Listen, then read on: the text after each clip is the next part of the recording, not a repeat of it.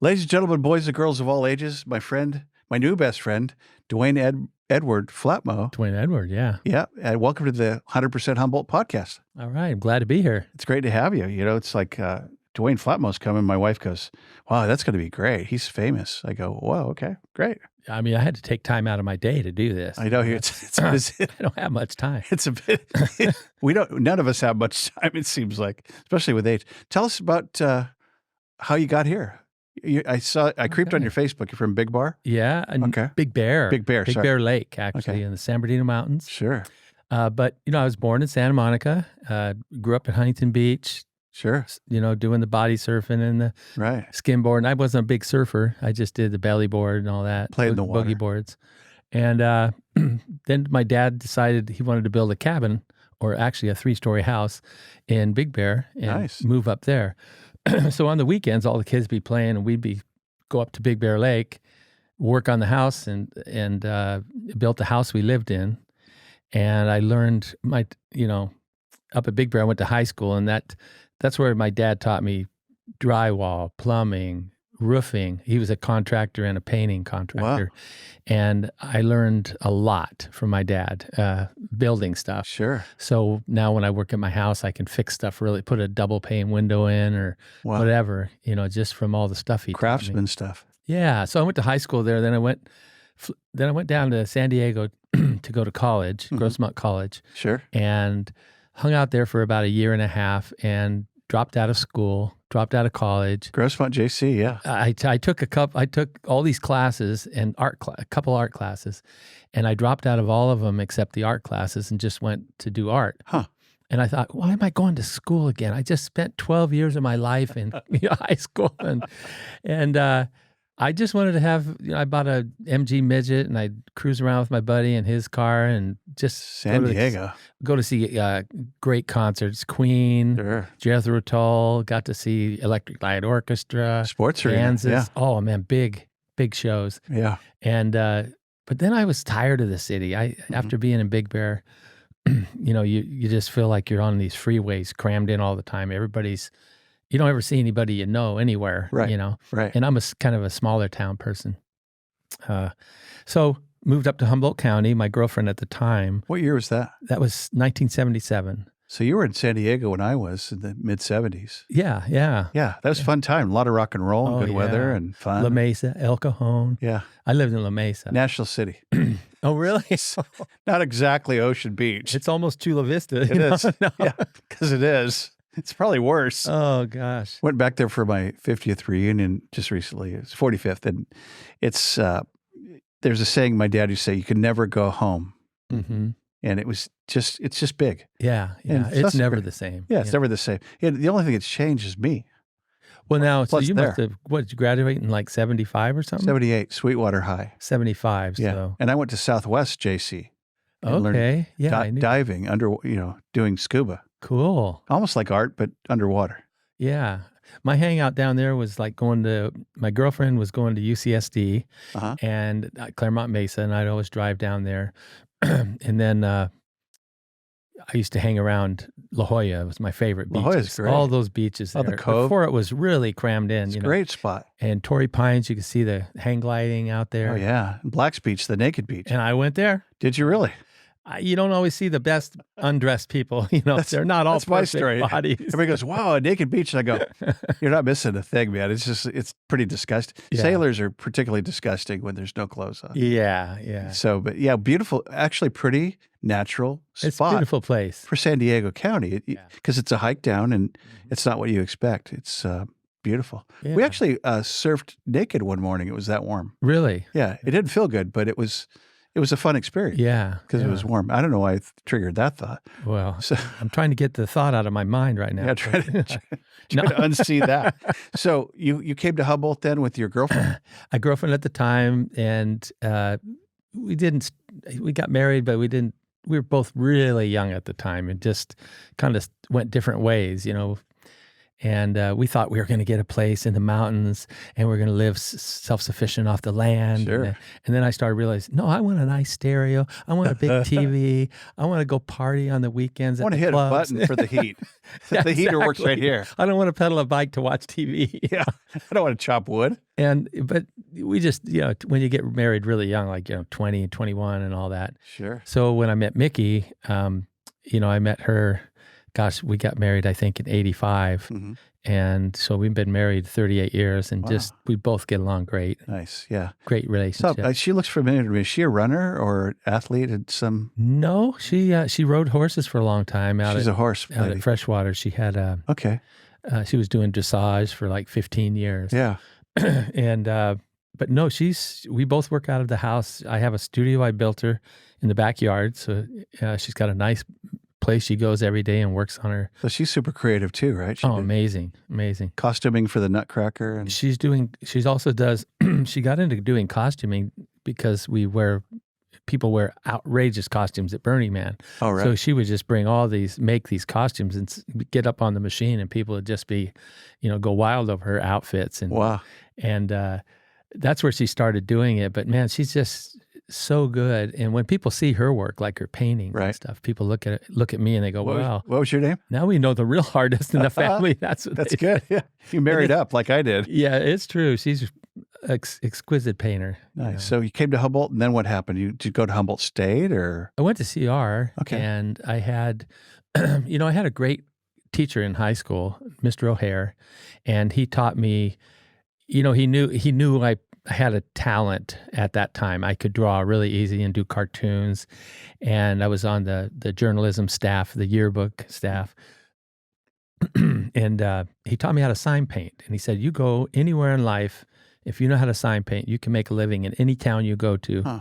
You find an old sign that needs to be repainted, get some quills and these kind of paints. And so it's kind of what I did when I got up here. I was, I first started working at Sears because I needed some money. Sure. And it was right down the street from where we lived. Was that Sears when it was at Montgomery? Oh, it was over the Winco, mall. where Winco is. Yeah, that was. My kids just called it the Sad Mall.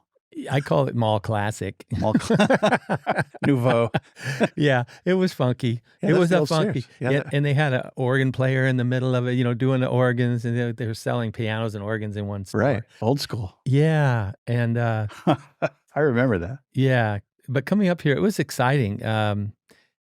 It was just, let's see, what was I telling you about? The going to Sears, and then I started doing sign painting, just little signs, and I said, I'm not going to work anymore. I'm going to do my own business.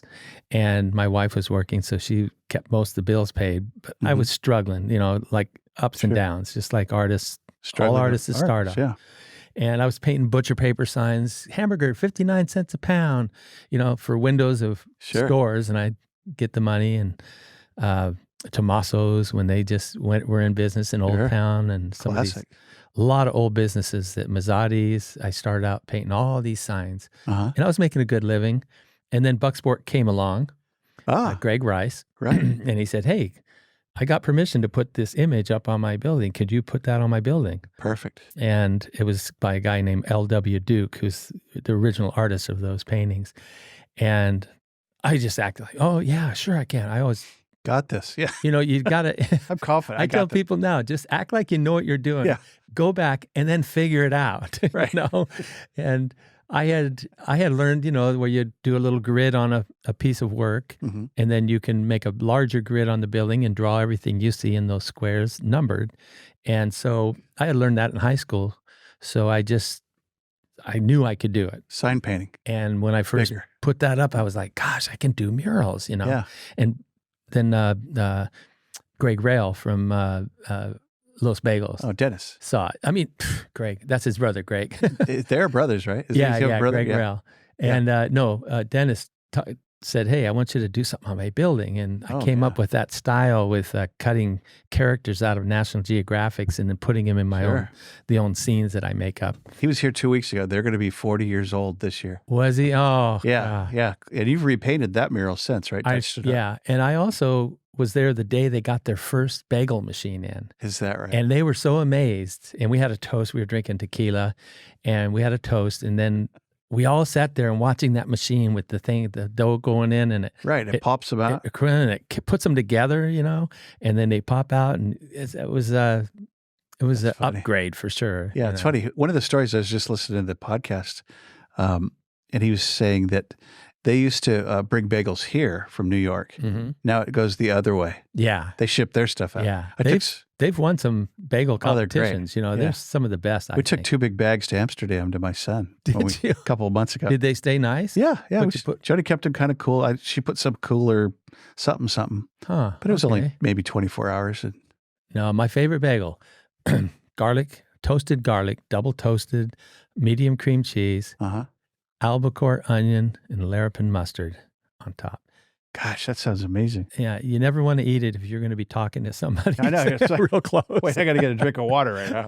But I'll tell you, I can eat one of those things with the albacore on it, and that'll last me till 2 or 3 in the afternoon. I love it. It's hearty, yeah. So with 9 kids, I take my kids with purpose to go do something before church or wherever. Right. So I would take 1 or 2 to Los Bagels for the last 40 years. Nice. Is that right? Jacob's 40, so that would probably work. And always a nice experience. And funny thing that you're sitting here, because we would sit there across from your mural, and we'd kind of play a game. Do you see the guy with the funny little top hat? Can you spot him? Here's little Jacob. He's 2 or 3 years old. Yeah, Dad, he's right there. Okay, your turn. He goes, do you see the purple thing? I go, what are you talking about? Purple. But we'd have fun because the art was interactive in that sense. Yeah. And so back to Bucksport, which is, I got to consult my map here. So Bucksport sits down here. Oh, it's right here. That's actually on my map here for Eureka. And so it's a sporting goods store. For those that don't know, you probably know this. Yeah. You might know this. It's and you did one of the first murals in town, right? Well, when I moved here, Randy Spicer had done a lot. The big giant wave on the waterbed store. Oh, right. That blew me away. And that's the first time that's the first time I saw one and went, wow, wouldn't it be neat to paint murals someday? And I met Randy. I've known him for years. Kind of a recluse, doesn't get out a lot.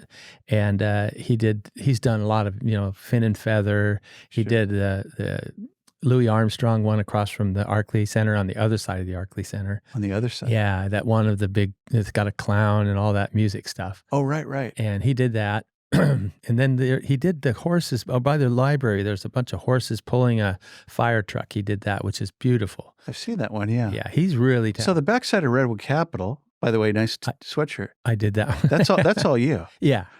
And I always marvel because the 2 windows that are painted up there in the light blue. Yeah. It's funny how you got it so close to most of the sky most of the time. That's what you're trying to do. Yeah. Yeah, you look at it. And I don't know if it changes color with the day or with the contrast, but it's pretty close. Yeah, when I get a good day and I see it even, I go up take a photo. That's when I got the photo that I take that I use for that. But I kept thinking that some bird is going to fly right into that thing trying to go through. There's a lot of dead birds. I told somebody that, and they go, oh, you ought to paint some bird feed up in a pile on one of the windowsills. I go, no. We're just collecting birds at the end of the day. That was a great job. Sherry Arkley, she is totally into the arts, really good. Sure. And sweet person. I've always dealt with her. I know Rob a little bit, but not much. Yeah. But she was... When she first asked me to do something and I brought that image, she just, are you serious? Can you put this on that building? Oh, it's fun. And I said, I know I can. It's going to take 6 months, And is that your biggest mural to date? That's my largest that you've done project. Yeah. Yeah. And it was gridded with 2-foot squares. I'd put 6 chalk lines, tape them up 2 feet apart, and I'd drop all 6 chalk lines. Then I'd take the boom truck down and I would snap each one and I'd pull it, wind them up, pull them off, and I just keep doing that. So it's all sectioned. Yeah. Huh. So I drew it on, and I think I painted it 4-inch brushes is all I used on that whole building. And I used all those kind you throw away, the kind you buy at Pearson's. Sure. And they're those little throwaway. Is that Pearson's on your hat? Yeah. They've got shout out. Those brushes are better than people think. I can cut lines with those. I can do soft fades. They wash up good. They've got good bristles. And then I had to clear coat that whole thing. And I did it with a brush 4 inches wide. The whole building, I painted every single inch with a brush, to clear coat it. Because you can't spray because it kind of makes gives it a foggy look. But when you brush it on, you get in the cracks. You have to get in those crevices. Up close, you don't realize how many deep grooves there are in that building. 100% you? You didn't have help doing it? No, just myself every day. Man, that's a lot of work. Yeah. It's beautiful, though. Nice art. So what do you see in the arts community looking backwards? So Humboldt's famous for a lot of things, many things, it turns out. One is our arts, our community. Yeah. What did it look like 20, 30 years ago when you were... How is it different from today's? There were some amazing artists around, and they're all out of the area now. There was Savoy Studios, which they did some of the most beautiful glass work. All the stuff you see in the Jacoby Storehouse, all the sandblasted glass, and all the work done behind the bars, like at the Ritz, and they were the top notch. Oh, really? And they moved to Portland and started getting big, huge. They're really big now. They went totally big. Dan Legree and Sue Groton. And then Becky Fletcher was one of the best illustrators around here. And you had Chuck Ellsworth, All Points. I was going to ask if you worked with Chuck. Well, I wanted to. I tried to get him to hire me, but he didn't want to hire me, so I'm going to start my own business, know. And so I started painting signs, and he came by one day and looked up at me, and he goes, "Come down here." And I was like, "Uh-oh." And he goes, "What brush? You shouldn't be using this brush." He said, "Let me see your brushes." And he started going through, and he goes, "This quill, this is the one you want to use on lettering." And I went, "Oh, really? Okay, thank you." Wow. And, I was inspired by him. He never taught me anything, but I was inspired by his work. I would go look at it, figure out how he was doing it. I remember sitting on San Diego. There was a guy doing like 5 different types of gold leaf on the inside window of a Swenson's ice cream parlor. I remember the most detailed, beautiful workmanship, and you have to paint it all backwards on the inside of the window, and then you fill it in the gold from the backside, and then put a coat of black over the whole thing to seal it. Right. And then when you look at it front, it's the right way, Right. But you got to do everything backwards. It's a backward painting. I learned how to do that. So Savoy Studios, I remember hearing that they got this big job, and I went up and visited their studio in Portland on the way to visit my mom, who lives in Seattle. And I stopped by, and they told me, "Oh, we got this good gig with the Taj Mahal for Trump. We're going to be doing it all." And then when it came time to pay him, he stiffed him he told him he owed him $1.5 million. He owed him money. That was their biggest job they ever got. They were totally excited. And they went to get paid, and they go, "No, we can only pay you 10 cents on the dollar." Sorry. Okay. And they went, no, you have to pay. He goes, not him, but his company said, "Well, take us to court, get in line." Right. That's what they told him. So they had to eat that job. Oh, wow. And that's way back, that's like in the 80s. That's and pre-crime. And when I heard about all this stuff, about Trump, and I just went, I literally know people who got ripped off. And there's a lot that just never got paid, know. How's that ever those are the okay? workers. Those are the workers. Yeah. We had an auto guy downtown that was that way. He was a car dealer and just ripped everybody off. He's long gone now in Eureka. So there was a lot of art going on back in the day. Still is. But who else comes to mind that maybe is still around or still creating or? Well, I think one of the best logo people right now is Noah Sampson. Yeah. God, that guy's... He's great. Yeah, I'm working with him now. He's printing up all of our... good. All of our shirts and all of our he's a great sweatshirts and coats and stuff. Visual concepts. And he's easy to get along with. He's very knowledgeable on the computer. Yep. He takes my designs and he always fixes them, before they go to press. I go, "Here it is." He goes, "Well, Duane, you're the old school. You're the master, man." I go, "No, you're the new master." Nice. That's good. But he appreciates where I came from, because I started out before we had computers. He's digital and you're analog. Oh yeah. Well, I'm Photoshop. He's Illustrator. Okay, and that's vector. Different. That's vector. Okay. And I never went vector. I don't know why. I couldn't do my art in in Illustrator like I do in Photoshop. It's not intuitive to me. Do you know Matt Beard? I know Matt well. Yeah, he's great. I gave him the Dixieland Festival job. I ran out of, every year after 20 years, you just start running out of ideas. How many more? So he did. Okay. Yeah, and he took over that. And I saw on your Facebook page, the very first one, right? Yeah. I remember when that was brand new. Actually, you want to see most of my art is on Instagram, Duane Flatmo. Okay. It just #Duane Flatmo. And you'll see I've posted mainly all my favorite art I've ever done. And it goes way back. So it's on Instagram. Yeah. So that's where I post. So just your name, Duane Flatmo, Instagram? Yeah. Yeah. Shout out to Noah Sampson too. Noah. Yeah. What's up, Noah? Yeah. Noah. So who else? What else is going on now?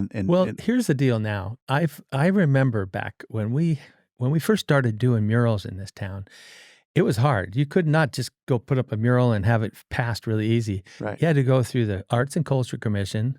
Then you had to do the city planning department. And you had to meet at a meeting where they discussed your mural and told you what they liked and what they didn't like.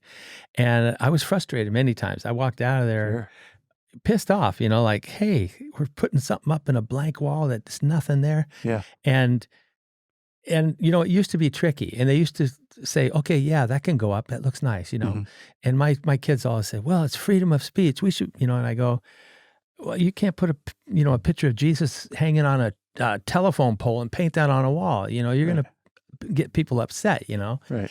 And little by little, it's really lax now. I mean, it seems like everybody's an artist. Everybody's a muralist. Right. And I see some of the murals that are going up, and I'd say, I like a lot of them. Yeah. But I think there's a large percentage that's mediocre. And I hate to say that. I mean, people are, oh, who does Duane Flatmo? No, there's some stuff, yeah.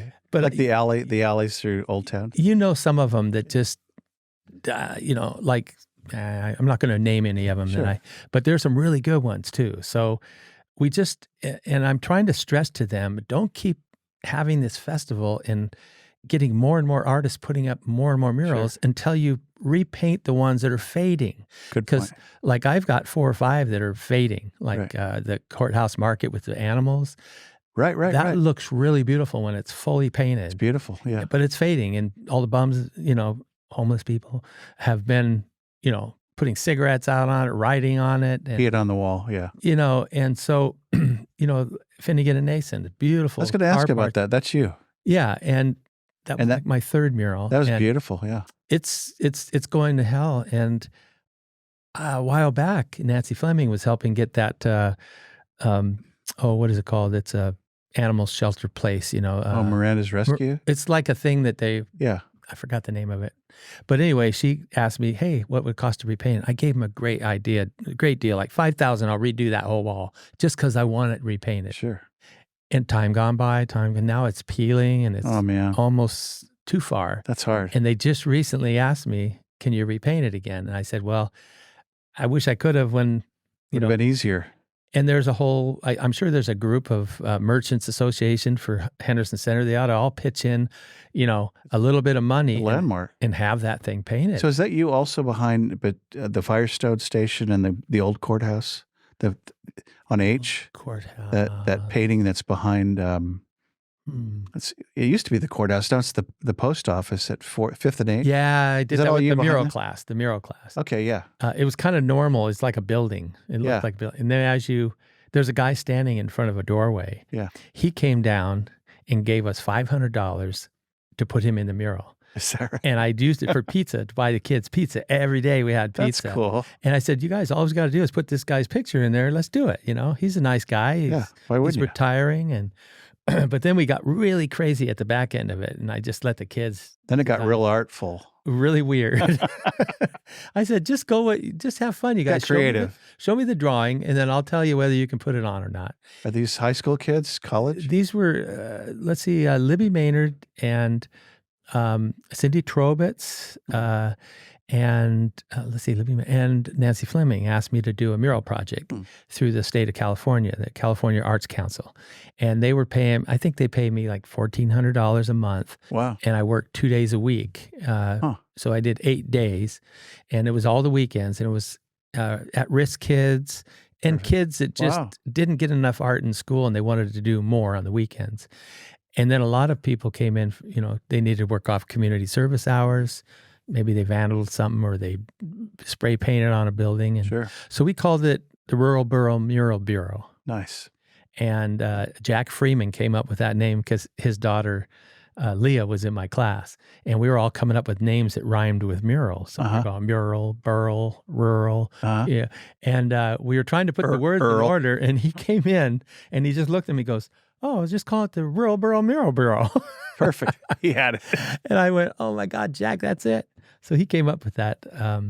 So I worked for 12 years, I did that project. And I finally got burnt out. It was just new kids coming in. Some of them were really tough. Some of them actually wanted to fight me. And when I told them to, "Hey, wash out some brushes. Go wash out some brushes." They turned around and flipped me off. I'm like, "Come on. Not here for this, yeah. Come on, watch me." And I'd show them how to. They don't pay me for that part. Yeah. But it was fun because I felt like I was in touch with the younger group and all the music they came out with. When Beck came out, they were playing Beck. They were playing all these albums by all kinds of groups. And I was going, "Man, this stuff's good, And I'd mentioned to my friends, they go, "I've never heard of that stuff." That's cool stuff. That's new stuff. Yeah. So where do you find inspiration today? Where do you go? Or do you expose yourself to new stuff? Well, every day I'm inspired by everything I see, really. And I take photos of things I like. I've been in touch with other people on Facebook on Instagram. Wayne White is one of my big inspirations. He did all the set for the Pee Wee Herman show, all those characters, Randy and all the sofas and the crazy stuff. And he's got a great Instagram page, and I just get inspired by his work. Gary Baseman's an amazing artist from the 60s, and Robert Armstrong, he did Mickey Rat. I don't know if you remember that. It was like it's like a rough Mickey Mouse, Right. And the cartoon, or was it animated too? He might have done an animation thing, but he hung out with Jesse Crumb lived up here. He passed away probably about 8 years ago. As in Robert Crumb? Robert Crumb's son, lived up here. And he'd come to the mural class. He rode his bike all over Eureka, and he'd always stop by the mural class and hang out and talk to the kids. And Crumb was Mr. Natural and all the initial... Mr. Natural, Keep on Trucking, Grateful Dead, all that sort of stuff. Yeah. What was his... Cheap Thrills. Cheap Thrills with Janis Joplin album. Yeah. Was he Bay Area? Was he San Francisco? I believe he was mostly down there. What did they call his art, though? It was kind of hippie... early. It was a lot of cartooning. Did he do the Freak Brothers comic book? Yeah, Zap Comics, Freak Brothers. That is a whole genre in the day. That was... Well, he was like, I grew up with the Keep on Truckin' poster over my bed because I loved those three little characters just walking with their big shoes. And that was it, man. We were into it. And so here I am going to Jesse's wedding up in Bayside, and there's Robert Crumb and Robert Armstrong. And they're both playing guitars, and Robert Armstrong had a saw he was playing with a bow. And I was like, man, I'm in heaven. I was there with my friend Jeff Jordan, and we're both thinking, man, we're right here with Crumb, talking to him and stuff.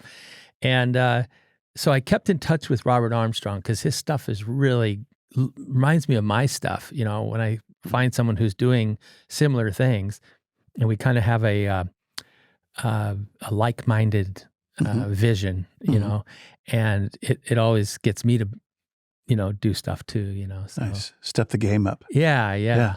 So let's talk about some of the stuff in the envelope. Yeah, I brought a sketchbook, but you've been on the Carson show, or was it late night? Let's see, I was doing comedy at the Old Town Bar and Grill. We did an open mic comedy night, and I did it with my friend Bobby Klesper, and he was just in town.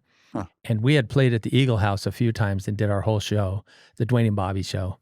And when we played at the Bar and Grill, it was during Haley's Comet was coming, going by. Right. And we said, Haley's Comics, we call ourselves, is about to hit the Bar and Grill. And it shows this a comet ready to hit the Bar and Grill. And we came up with so many good routines. And I came up with the egg beater. I played the guitar with an egg beater. I did flamenco.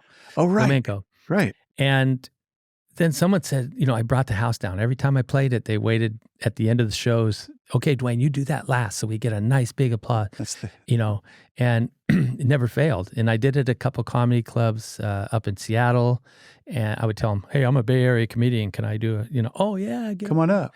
I didn't tell them Humboldt Bay comedian, Bay Area, close enough. But anyway, that routine, I went down to the mall, and they were having auditions for America's Funniest People way back. The Bayshore Mall? The Bayshore Mall. The new Sad Mall. Yeah, the new Sad Mall. And so I went down there, and then I got the call, and they said, we're going to fly you down, and you're going to be on the show. And wow. I was third, the third best one. I didn't win first prize. I got a T-shirt, a flight down there. And then they said, sometimes you send these to the Letterman show and they'll let you do it there. Right. So I sent it there and didn't hear back for half a year. Then I get this call. Can you be on a plane tomorrow to the Letterman show New York to do City. Stupid Human Tricks? And I was like, are you kidding? Yeah, And then it went from there. I did an ad in Minnesota for a theme park. Then I was on America's Top Talent. I was on the Leno show. Wow. And then I got asked to go on Telemundo TV to open for Carlos Santana. Hilarious. He was on the show. So I got to do my bit and then come out, and here's Carlos. Carlos coming right up. I had my Sharpie pen all ready with the cap off. Sure. So he could sign my guitar. Absolutely. And he's just looking at me, shaking his head. How in the hell did you come up with that? And I just said, hey, I went. Yeah. I don't know. I just Carlos. Thought about it, He's a great guy, though, right? Oh, he's so great. He was nice so band. warming, nice. He's the real deal. And so I got a picture of him doing the peace sign next to me, and then he signed my guitar for me. And that was a big moment because he's one of my heroes. Wow. So you branched way out of murals. Boy, you're way out of me. Now I'm a carny, basically. I take this El Pulpo, I could take 3 times a year and make more than I used to make in my whole doing jobs all the time. Now, Pulpo does that mean octopus? El Pulpo, yeah, it means octopus. In Espanol. Yeah. So, and there's 2 of them? I sold the first one. I built one out of junk metal, and it started getting really funky. It started breaking down a lot, and pieces would fall in this machine while we were working it. And it was so heavy, and we could have been better. We could have done it better. So you redesigned. Yeah, I built describe a brand it, new because for folks that never haven't seen it, maybe you have a sketch. No, I don't. Have you seen the El Pulpo? It's so you had a Dick Taylor chocolates several months ago at night. Right. So it's a 28-foot tall. It's amazing. Octopus made out of old discarded kitchenware and aluminum pots and pans and muffin tins and pie shiny. tins. It's silver, chromy. Yeah. And a lot of people look at it from a distance and they don't even realize they're kitchenware. They look at it and think, oh, that's a beautiful texture. Yeah. And then they get close and they start looking at it. What? And they start pointing at all the different cake pans and these things. Huh. So we built a beautiful one. I sold the first one for like a lot of money. Nice. Like I put it in my retirement. So, there you go. And I took part of that and I bought a little car. I bought a car I wanted to have. It was a little Nash Metropolitan, a little 2-tone red and white. Sure. And it's just it wasn't really expensive, but it's a great little toy. And then I built the new machine, which is El Pulpo Magnifico. Instead of Mechanico, it's Magnifico. And people see it and they want us to go to these different things all over. We've been to Telluride. Wow. We've been to Calgary, Canada. Burning Man? We've been to Burning Man like 16 times. With that? Well, yeah, not the new ones, only been there 3 times. Yeah. But Dick the Taylor old one, Chocolates Festival. We did that. That's amazing. To see this at night, it blows fire. It shoots 30-foot flames in the air. 400 gallons of propane every night we shoot at Burning Man. So it's propane. Propane, yeah. Huh. And there's a giant bin inside the machine, like one of those troughs where you fill up and the horses can drink out of and stuff. Uh-huh. And there's 4 50-gallon tanks sitting in that bath with a cover that holds them down. And we fill that with water, and then there's an on-demand water heater that heats that water up to 105 degrees. So it keeps that propane. It never freezes. See, if you ever use a weed burner, they freeze up and then they don't work. So you figured that piece out. Yeah. So we heat the water up. And there's a no smoking sign right there. You know what? You don't need to worry about people smoking They're not gonna because get we're close. shooting fire. It's already on fire. The fire department told us that. They put all these no smoking signs. Don't you think that's a little redundant? I mean, we're shooting 30-foot flames here, and you're Right. saying no flames near the machine. It might blow up. Wait. But the beauty about propane is it's a good, clean burning fuel. Right. That's why they use it in all our barbecues and things. And it's not real volatile. I mean, if you have a small leak in a can, it dissipates if you're not indoors. Right. So when you're outdoors, It's not going to be a thing. yeah. But if you have it in a room and it starts building up, and then someone lights, Yeah. that's where you get the explosions. Because of the condensing. Yeah. And so, I've been around this kind of fire for a long time and never even been burned once, not even touched something hot. Do you have a picture of it or I anything? don't have. Oh, well. I don't have, no. People could go to your Facebook or your Instagram and look at it. It's amazing. So, Well, so the latest sketch I just did, I got that. what's late? I got that card from. I got the card, which was a Krusty the Clown drawing from David Silverman. So I did my own little version of Krusty the Clown. And this is the guy from Simpsons. From The Simpsons, yeah. Yeah, So I that's sent great. this to him. I bet sent a he picture loved of it. that. Yeah, he liked it. But I sit there in the evenings and I watch TV, and then I just, I start drawing bats, and then right up there. then I just do like, Oh, that's creepy. Yeah. yeah. Nice. I wanted to do a machine that was kind of rabid and scary. I wanted to have There's one. raccoons popping up out of trash cans with glowing red eyes. And the other thing, Yeah, whatever that is. Yeah. the rats. Then I do normal stuff. This was in Guanajuato. I was sitting there. Oh, nice. Yeah. I drew a statue that was in the center of the square. That's gorgeous. Yeah. Yeah. So, let's see. I'll give you Some one. of us do our phone on while we're watching TV. You're creating. I do that too. masterpiece. Yeah. I do that too. I saw the. Love to see more of that. But don't forget the card, because I think people would love to see your Christmas card. From Silverman. Yeah, this was a guy. He walked up in Mexico. We have a house in Mexico. Nice. We stay in for like 3 or 4 months out of the year. And this guy walked up and he had a bottle in his hand, and it was a bottle of rubbing alcohol. Oh, Okay? man. It was half full. Okay. And he goes, I need some water. I need some water. And I go, oh, good. You should drink some water. Yeah. Yeah. And I went and got him a bottle of water, and he filled the half full bottle of alcohol. He filled it with water and shook it up and started drinking it. He was drinking rubbing alcohol. Right. And the next year he died. They told me that guy's not around anymore. He died. Didn't make I it. go, no wonder. That's what he looked like when I saw him. Yeah.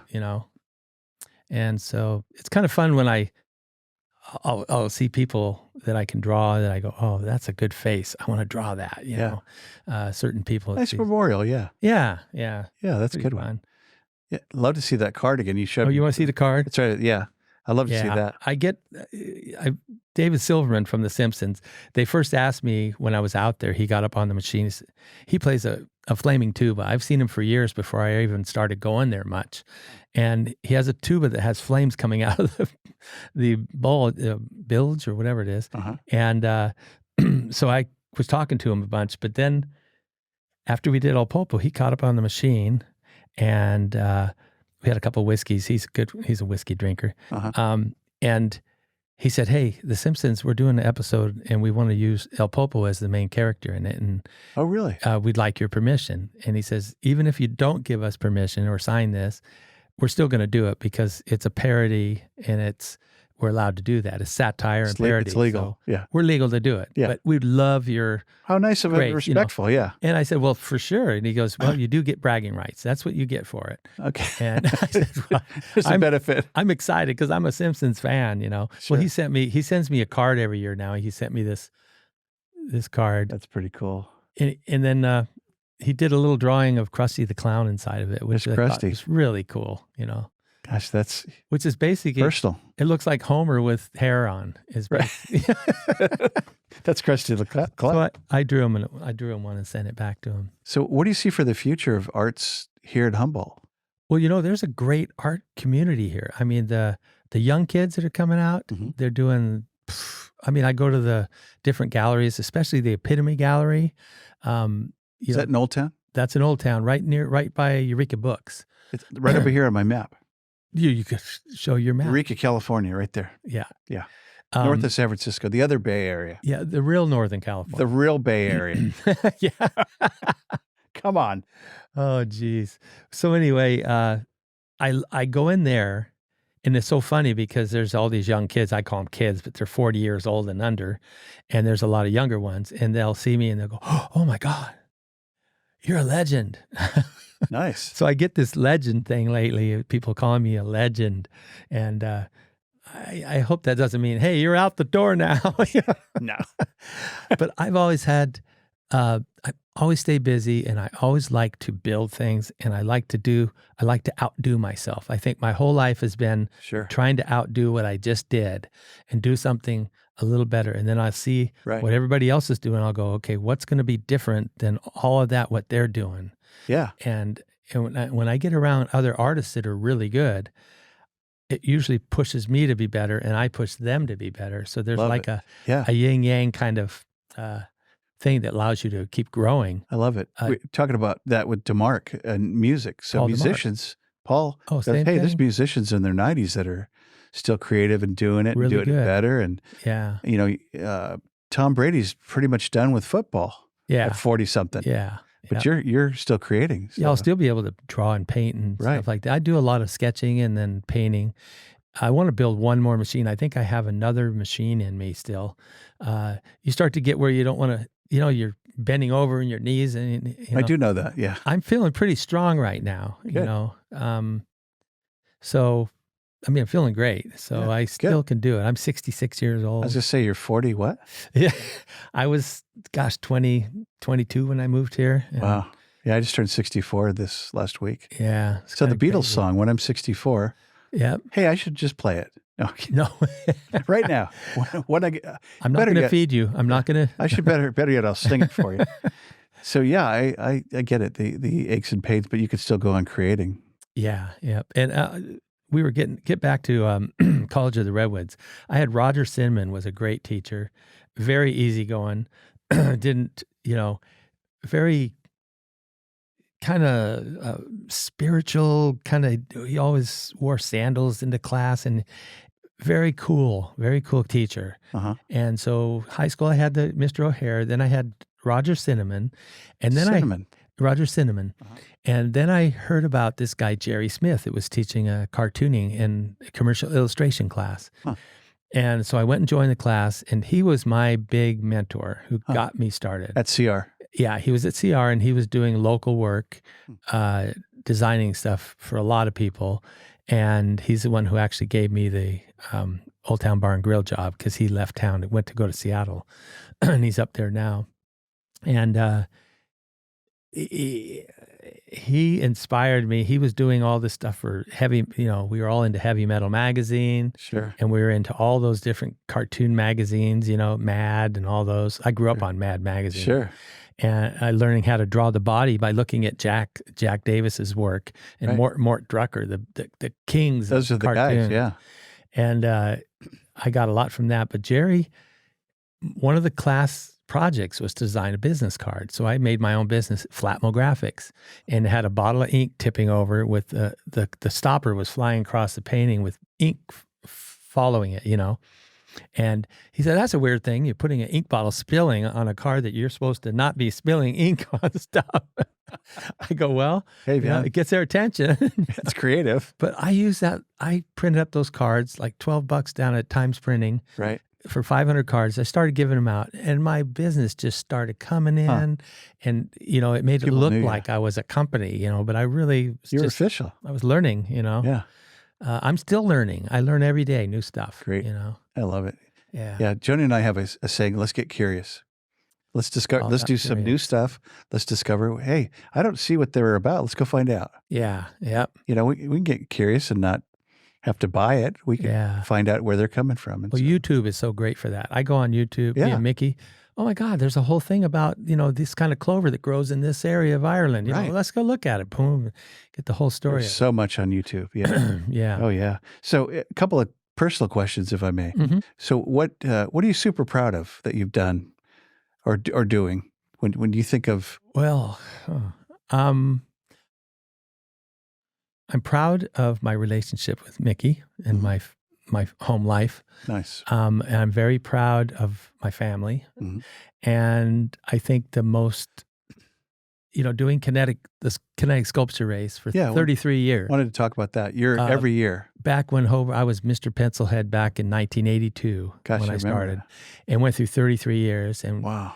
I knew Hobart really well, and we were always talking. I always asked him, "So Hobart, how do you do it when you're in front of the camera? I always get seized up, And he goes, "Well, you just built a pencil, so know that there's going to be people coming to you to talk to you. So have a couple of good one-liners ready." So he says, like, "Hey man, I'm just trying to get the lead out, Right. Oh, I don't need an eraser because I never make mistakes, and just say funny things. Right. And I stay sharp. And I did. That's the way it worked. I see one come up. I started using those, and then it led to them asking questions. Huh. And he was a showman, right? I love Hobart. Yeah. We had our ups and downs. He wanted to spread the race over all the states and overseas. I said, just concentrate on this race. Make this the best one. Yeah, right on. Because it started failing when you started doing other ones, and he had to keep going to those in Ventura, right? Klamath, Corvallis. And this one diminished as a result. It did a little bit. Yeah. And now it's run by a bunch of really good people, and it's still got a crowd. Gosh. But I always felt like I did it all those years, and we brought, Ken Beidelman, June Moxon, and the art was going downhill. Everybody was building pontoon bikes, we call them, bike with two pontoons, and they run really fast. There's no art on them. Yeah. And we're like, God, so we made it a point to bring back the art. So we started really building big art pieces. Huh. And I felt like we did that, once I got up to the dragon that I built out of the pots and the tin pans. That's what led to me going to Burning Man and building that, building the El Pulpo. Huh. But that, I'm proud of all my years in the Kinetic Race and all the people I met. Yeah. And I just didn't want to I wanted to get out at a time when I'm not hobbling on the stage like, hey, this is Duane Flatmo. He used to be a racer, and say hi to everybody. Hi. I don't want to be that guy on a dolly being wheeled out. Right. And I told him that I'm gonna get off the stage graceful and let young people come in and take my spot and get accolades and get all the spotlight. Sure. I'm not going to drag myself out in that. So you've done every year. 33 years straight. Was the big giant bus back in the day? That was Hobart? That was Hobart. Yeah. He never built stuff that really worked very good. It looked cool, and just out of the plaza, he would be pushing it already. Right, I remember they're broken already. Two blocks. That's still down. human powered. It's still human powered if you push. But I'll tell you, that's how I that's how I got my chops to go to Burning Man. Once I built something big, I'll tell you, it was like a wide awakening, because you don't have to race to a finish line. Mm-hmm. You don't have trophies that you're arguing, oh, why did he get a trophy? Why did that? There's no trophies at Burning Man. There's no time schedule, and you can build something really heavy, and you don't have to worry about it has to float. All of our machines, all of our machines in the race, we would get them all built. They're beautiful. And then we go, oh, now we got to put 2 sleeping bags, pontoons, a pump and we would load them down so heavy that you didn't want to pedal them in the sand. It's too much. And so at Burning Man, I'm getting a big truck, and I'm going to build something huge on it. And stay in the RV. I don't care how heavy Sleep on a mattress. And I remember the first time at Burning Man, we're cruising across the playa. We had some cool music on. We played mellow music during the daytime and just cruise out there. And I remember looking, my buddy Jerry, who raced with me for those 30 years, and Mickey, we're sitting in the front seat. And I go, this is pretty nice, huh? And we all just put our feet up and started pretending like we were pedaling. And you had a good laugh. Flintstones. Yeah. It's just like, we don't have to do it. Look at the gas pedal. I mean, it does all the work. That's great. Yeah. So I imagine that looks really amazing, El Pulpo, at night in the Nevada desert. Oh, the desert makes it. Because there's no light competing with it. Oh, and and even the daytime, you go, there's people say, oh, there's tons of people. It's too many people for me. And if you look at a lot of the pictures from Burning Man, they're just wide open space. It looks like another planet. Yeah. And you can pull your machine. We'd pull our machine out and take a a leaf blower, and we'd blow all the dust off every day in the morning. We'd blow all the dust off it, clean it up nice. And then we'd take photos. And when you take a photo there, you got the playa in the foreground, these beautiful purple mountains and a blue sky, some great clouds. Wow. It's great for photographs, you know. I bet. Yeah. And at night, it's just people see us clear across the playa. They always know where we're at. What time of the year is it? It's Labor Day, which is the end of August. So it can still be pretty darn hot. It gets hot. I've never seen it over 100. Yeah. You know, it gets up to 90 a lot. Mm-hmm. Mm-hmm. And we have a shade. Mainly what we do is we shade structure. There's a huge one in the middle of our camp, and all of our vehicles that people sleep in and motorhomes, or we sleep in the back of our truck. And we have a tent over our cooking area. And we meet in the middle, usually hang out in these chairs under a shade structure most of the day and just like camping, you know, hanging out, talking, going off and seeing stuff, getting ice, go out and buy some ice. Right.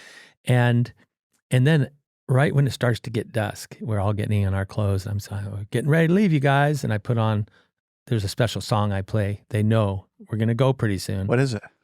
It's a sheep. It's like a hip hop sheep. You know, it's like boom, boom, boom, man. Nice. You hear this little all these lambs in there, and it makes everybody laugh when I play it. You know, and so they know that. And then we're all getting our outfits on, or getting all primped out. You know, we got our propane all ready, and we're getting ready. And you go out at is it dusk?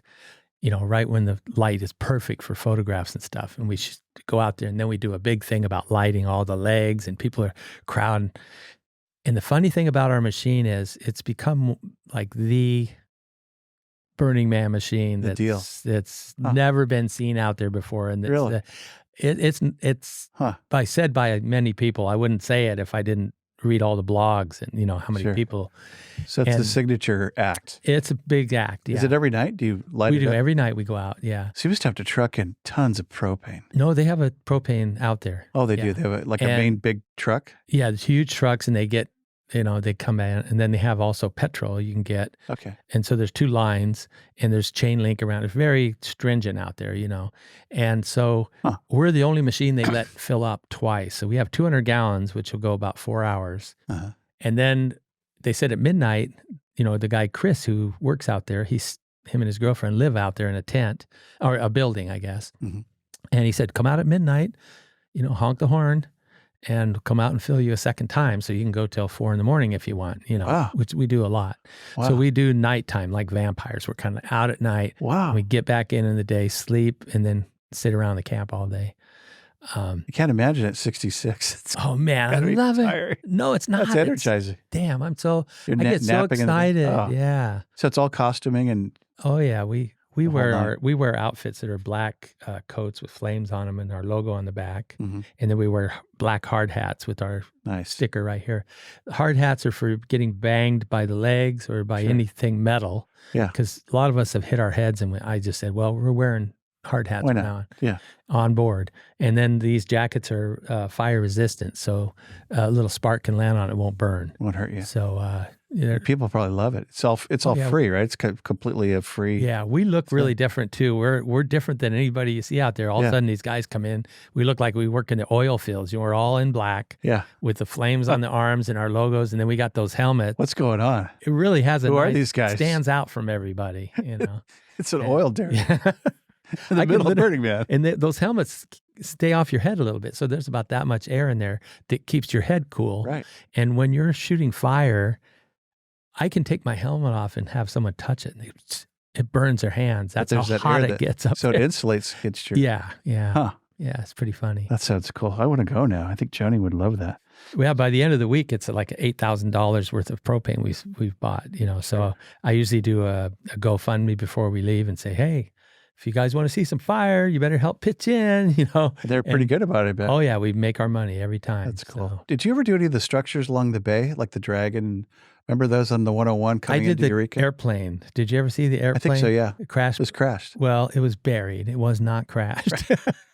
It pretended to be crashed. You know, I saw those out in the desert, they got those Cadillacs, that are buried. Right. Yeah, West Texas. And I thought, I'll bury a plane. Cadillac, not the Cadillac Ranch. That's something else. Yeah, no, yeah. It's the Cadillac. It has a name though. It's like Cadillac henge or like Stonehenge type Yeah, thing. they're all sideways. So I saw those and I thought, I'll bury an airplane. That'll be cool. That's an easy thing to build because I built 2 wings. I built a fuselage and a tail. And we built them under the Samoa Bridge. There was an old mill where all those boats are now, the crew boats. Right, yeah. There was a big mill down there. We went inside, thousands of nails everywhere, big freaking nails this big. And I got people, they were all bent. So I had like 10 people. We were from the Marching Male Chauvinist Pig Band. I don't know if you remember that band. Kind of do, yeah. They were like the Lumberjacks. People mistook us for the Lumberjacks. And Pig band. I had one person over there bending nails, making them straight, because once you got them fairly straight, they're not going to bend when you hit them because they're huge. Right. And so we made a big bucket. And then I made little hexagon rings, like a small one for the tail of the plane. Boom, boom, boom, bigger. And we nailed long boards along it and built that, put it on a trailer, built the tail, put it on a trailer. And then we built 2 wings. I laid boards down. We put crisscross boards. So it came in 1, 2, 3, 4 big pieces. And 6 a.m, it's dark. You're out there assembling. Yeah, we went out there really early. I bought everybody McDonald's. We had big boxes full of cheap hamburgers, cheap Egg McMuffins and stuff. And we put that thing together. But the pilots really did not like it. They thought, it's close to Murray Field right there, yeah. Gene Rakowski was the main guy. And he said, they went out and cut it down. They went out after it was up for about a month. And then they went out with chainsaws and chopped it up. How about that? And then we went out and rebuilt it and put it back up. And then they went back out and chainsawed again. Jeez. And I said, well, this ain't going to go anywhere. And he said, well, I've scraped my friends off of runways that have crashed. Yeah. And coming in here when we're flying in, it's not really good to see a downed plane, and I go, well, I'm sorry. I didn't really think of it like that. Yeah. And then it was, who was the judge up here? He retired. Judge, I wish I could think of his name. One of the judges up here. Reinholdson? No, the older guy. He's older. Big guy. Anyway, he quoted in the paper when they did the story about this whole thing we were going through. He goes, well, it's kind of like building a coffin out in front of a hospital. But it put me on the map. I mean, I was nobody. I was just a little guy working at Sears. Controversy. And now all of a sudden, Duane Flatmo, blah, blah, blah. So people started, the Kinetic Race and the murals really just started snowballing me, more and more advertising kind of. I've never advertised, never did an ad, never did any of that. It's all word of mouth. Business cards. Yeah. Yep. So I have three ending questions for you. Okay. I'm going to give it to you in order. You don't have to answer them in order. Okay. Who are you? What do you want? And what is it going to say on your gravestone? Well, I'll tell you, who am I? I'm Duane Flatmo. I'm a giving, nice person who loves to teach the things I know. And I don't hold long grudges. Life's too short to, I let things go under the bridge. Mm-hmm. After a while, you get it over, you face it and get it over with. And I care for others a lot, and I pray for people, and, I have some friends that are going through some tough stuff right now. And let's see, what was the second question? Who are you? What do you want? What do I want? I want peace in the Middle East. Amen. And everywhere else. Yeah, I want a good president, a good caring president. And I want people, to help other people. That's what I want. I want people, you see people that are on the streets, and one day I'm sitting here just like, God dang, they're all everywhere. They're messing up. And then I go home and I get in the house, and our house is cold. I put the heater on. It's not even warm enough yet. And then I think of those people out there trying to find some place. And it's so icy cold. And it's cold. Raining. Yeah, freezing last night. And some of them are sitting in ice cold bags. Then my heart just melts. And the next day I'm usually out. I have poker money that I, change that I have in a big thing. I'll just roll up quarters in $10 things, and I'll come by. I carry them in my car, and I just give them to them, just to help them out. And I've heard when I'm in my shop, it's right down there by Schmidt-Bauer Lumber, and it's a metal wall, and they sit there sometimes, smoke pot or talk, Sure. and I'll hear someone crying, and two people fighting, and then the girl crying, and the guy leaves, and it's just so sad. I hear the whole thing, and then I'll go out and I'll say, hey, what's wrong? Are you okay? And then I'll just give them a little bit of money. That's awesome. Go get some soup or some food or something. Good for you. Yeah. Yeah. And then on my tombstone. Yeah, what's that going to say? I'm not going to have a tombstone. I'm going to be cremated. Okay. And I don't want to be put in the ocean. Okay. You could put me in a river. River's okay. River's fine. But, after you're done, I don't know. I don't know what it would say on my tombstone. Let's see. Duane Flatmo. I don't know. I don't know what it would say. Get back to me on that one. I hope I'm looking down. How's that? At the fish in the river. Love it. Hey, thanks for coming. Yeah. Yeah. There's a kindness to show up for me, a guy you didn't know, from Adam. And yeah. appreciate that a lot. You seem like a pretty nice guy. Appreciate you coming.